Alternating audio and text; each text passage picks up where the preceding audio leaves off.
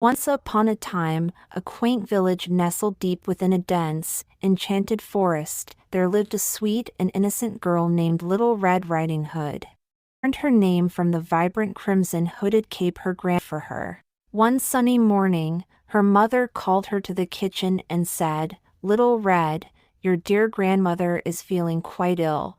Would you be kind soul and take her this basket of freshly baked goodies? It might lift her spirits." Little Red agreed, taking the basket filled with warm bread, butter, and a small jar of honey. With her red hood securely in place, she skipped along the winding forest path, humming a cheerful tune. Unbeknownst to her, Cunning Wolf with sharp teeth and a sly grin had been watching from the shadows. He desired the delicious treats in Little Red's basket and decided to seize the opportunity.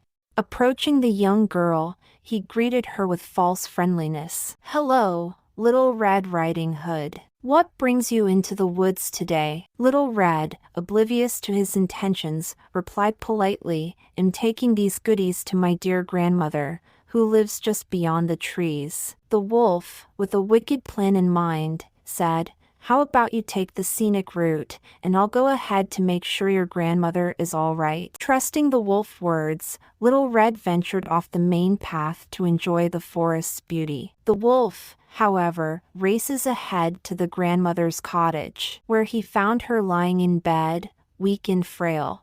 He quickly devoured her, assuming her identity.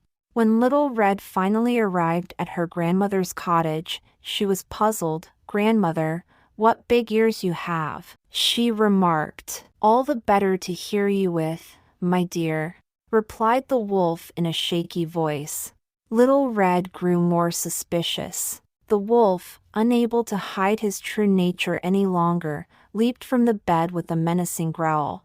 But before he could reach Little Red, a brave woodsman, alerted by her cries, burst through the door and rescued her. The woodsman swiftly dispatched the wolf, saving Little Red and her grandmother. They were grateful for his heroic act, and from that day on, Little Red learned the importance of caution and never strayed from the path again.